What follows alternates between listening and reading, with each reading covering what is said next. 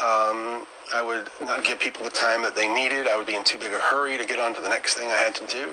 And watching that show, it made me, there were so many times I wanted to pick up the phone and call some of those people and say, I'm so sorry, and let's talk about it, and I wish you'd had a better time, and I wish I could have shown you a better.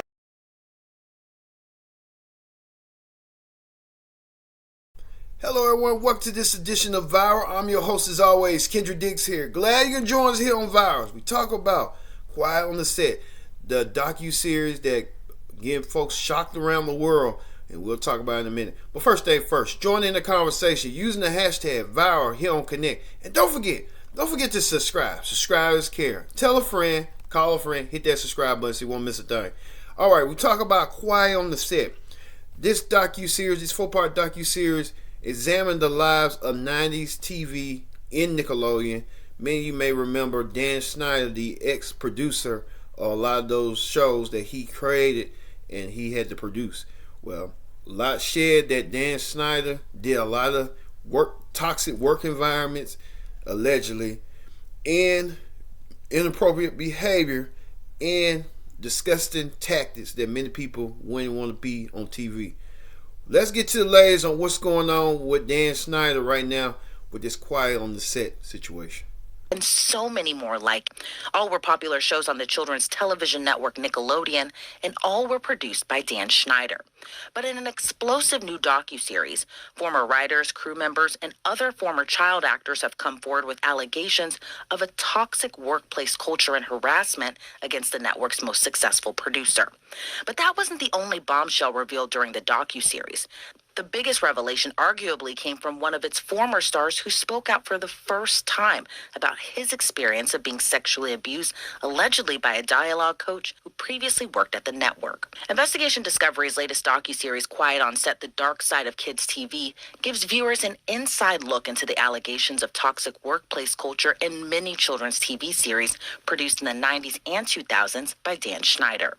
Some of those allegations came from a former writer for the hit children's series The Amanda Show, Jenny Cleggan, who was one of 2 female writers employed for the show. She claimed Schneider would show pornography from his computer. Cleggan said he would pressure the 2 female writers to publicly perform seemingly sexually explicit activities in front of coworkers, including asking the other female writer, Christy Stratton, to tell a story as if she's being sodomized. Stratton, who was also interviewed for this series, didn't want to speak on the incident, only saying she's not proud of it. She said working for Schneider was like being in an abusive relationship. Cleggan also discussed the inappropriate meaning behind a popular Amanda Show character's last name, Penelope Taint. She claimed that in the writer's room, Schneider said he wanted to keep the true meaning behind the character's last name a secret, and said don't tell what the word really means in reference to a meaning about male genitalia. In addition to that, the 2 writers for the hit children's series say they both had to split a single salary between the 2 of them. Jenny Cleggan would later go on to sue the show's production company, alleging gender discrimination, harassment, and hostile work environment. The lawsuit was ultimately settled. I mean, when somebody's in a position of power, that means they have come. So, there's coffee and sugar, which she later said felt like waterboarding.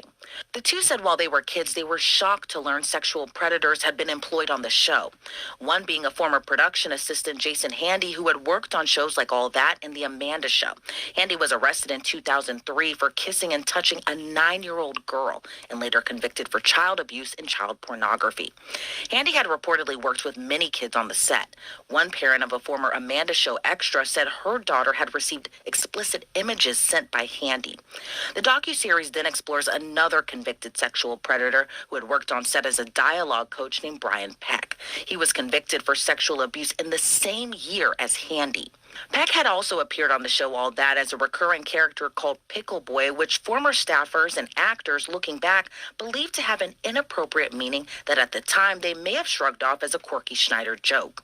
One of the series' former cast members said Peck had a signed self-portrait painting of serial killer John Wayne Gacy at his home, which he bragged about, and even had a collection of letters from the killer clown.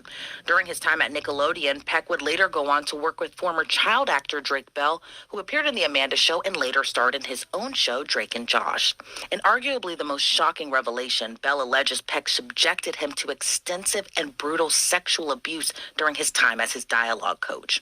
Bell said the abuse began began when Peck drove a wedge between he and his father, who was his manager at the time.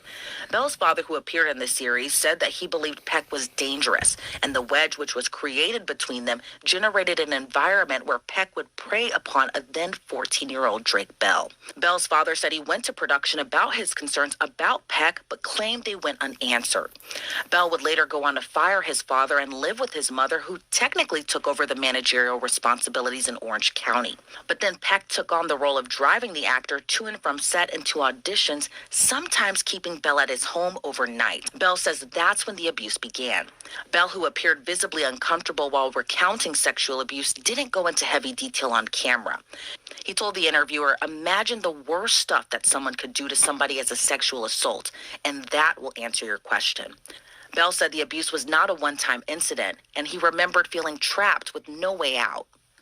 Well, you're certainly describing really clear mechanisms that the person develops and the support system they have. What happens after the abuse is disclosed? Meanwhile, Dan Schneider, who parted ways with Nickelodeon in 2018 after an internal investigation found evidence of verbal abuse toward its colleagues, following the release of the docuseries, Schneider apologized on a social media video about his role in the claims against him about a toxic workplace for child actors and the crew. In the 19-minute video, Schneider said he was embarrassed and regretful for his past behaviors. Watching over the past 2 nights was very difficult. Me facing my past behaviors, some of which are embarrassing and that I regret, and I definitely owe some people a pretty strong apology.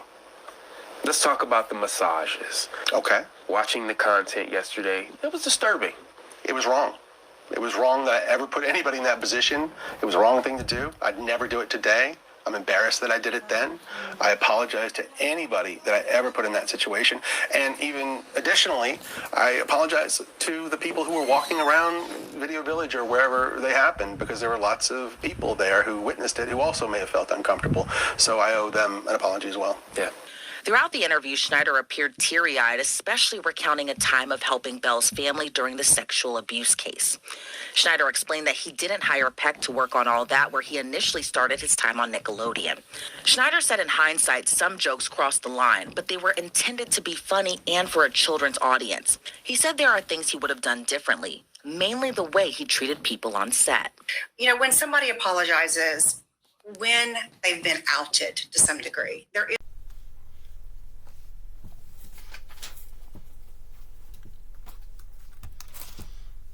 All right, you saw right there, Dan Schneider, a lot of good stuff going on. Dan Schneider even went on his own YouTube channel to explain himself. Let's get a quick snippet and highlights on what Dan said, what was accused to him. Well, Dan Schneider did not hold back. He took some accountability for his actions, and hey, that's just Dan Schneider being Dan Schneider. But this right here, this quiet on the set, shook to its core, its foundation. It turned this upside down. Upside down, and it grabbed everyone by the throat. And grabbed them by the throat. Hopefully, we will probably get elude with more. Who knows on what? Some of the Nickelodeon stars even had something to say. Let's look at what some of the Nickelodeon stars had to say. I just mentioned Leon Frierson and Katrina Johnson. They're both former Nickelodeon stars. They work with Schneider. They're featured in the documentary. Can't thank you enough for both being here. I should tell you, I used to watch both of you back in the day. So thank you for the entertainment you brought to my childhood, and I know to a lot of children's childhood. This must be a really difficult time. Leon, I want to start with you. What has it been like, this conversation now being talked about across the country and the world? It's extremely polarizing, because you just explained how, we brought so much light to your childhood, right? And while we still want to be able to celebrate what we did as young actors, it is important that we also shed light to some of the horrific moments that took place, not only just for myself, but for those that were truly physically hurt, mentally hurt, and all around didn't have a great experience the whole time. So it's, like I said, it's hard. It's hard right now, because we're just trying to figure out what the pulse is and how we move forward from here. Katrina, what was your experience working with Dan like? Well, I actually had a positive experience working with Dan. We worked together rather closely. He was my mentor. He hired me. We created quite a few scenes together. We created a bunch of characters together. We worked together on screen also, on screen and off camera. I actually had a great experience with him. That doesn't, of course, discount anyone else's experience, but for me personally, I only had positive experiences. So is this all surprise to you, or does any of this now raise a red flag? You go back, you say, wait a minute, that kind of makes sense now. Well, I mean, I see how it could all happen. Right. I just personally didn't experience any of that. My parents were very, very, very close, and they were around all the time. So I was probably sheltered from anything bad. Also, I was really young. I was always the baby. Yeah. Kind of like Leon. Leon was also the baby. Well, and that's what I want to talk about. So this is number 3. This is Dan Schneider. He's talking about his behavior, why people might have had a bad experience working with him. Let's play it. I would snap at people sometimes. I would be snarky when I could have given them a nicer answer. I would not give people the time that they needed. I would be in too big a hurry to get on to the next thing I had to do. And watching that show, it made me, there were so many times I wanted to pick up the phone and call some of those people and say, I'm so sorry, and let's talk about it. And I wish you'd had a better time, and I wish I could have shown you a better experience. So he's apologized now. Some people are saying it's a little too late. Leon, what's your take on him apologizing? You know, I think it is positive. It is a step in the right direction. Of course, the timing isn't incredible, right? So it took for this documentary to come out, a huge expose for us to get out that acknowledgement that we're looking for. And, you know, for some people, it may be a little too late, but I'm not here to judge someone for eternity. I think there is an opportunity. We should meet his apology with grace.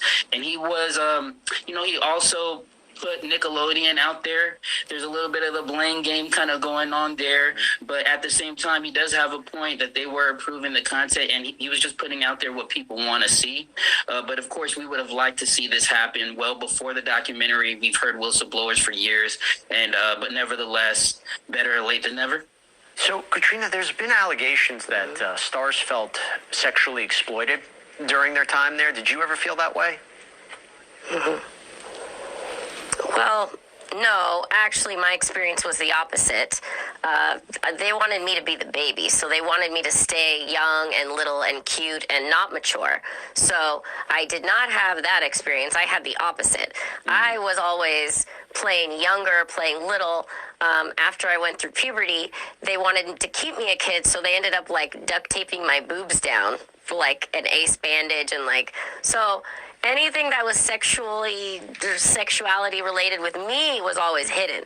I had the opposite experience. Also, I used to play Ross Perot, so I would play a little old man on TV.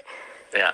Thank you. So I would play an old man, the opposite of a sexy young woman. So people often, they never saw that side of me. Leon, I want to get your perspective real quick. That was just never shown. But yeah, so the Nickelodeon spokesperson released a statement. This is number 1, that we cannot corroborate or negate allegations of behaviors from productions decades ago. Nickelodeon, as a matter of policy, investigates all formal complaints as part of our commitment to fostering a safe and professional workplace. And it goes on. What do you make of their response to all this?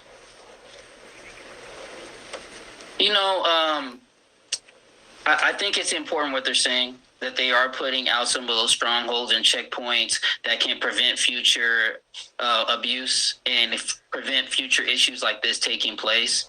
Of course, you know, you would think that as a network of their size, those kind of strongholds would already be in place. But here they are, acknowledging what took place, hopefully taking a step in the right direction. And that's a big part of why I wanted to be involved. It's to make sure that the current class of Nickelodeon and future child stars have this type of protection moving forward. And we don't have to continue to have these type of documentaries in the future. Some of the Nickelodeon stars had something to say on Quiet on the Set. Drake Bell, normally, he said he got SA, and that's why it was a pattern for him. He had to experience that, and then he did it himself to somebody else. Like they say, hurt people hurt people. Sometimes that be the case, sometimes that be the truth. hopefully Dan Snyder gets the help he needs, and he said he wants to prevent stuff like that going forward. So for future producers, don't end up like Dan Snyder, because he went through a path that he thought he could control the culture, but he couldn't control the culture.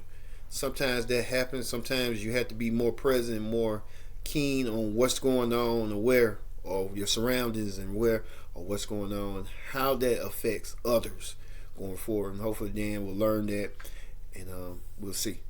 Thank you all for watching this edition of Viral. We talk about Quiet on the Set, Examine, here on Viral.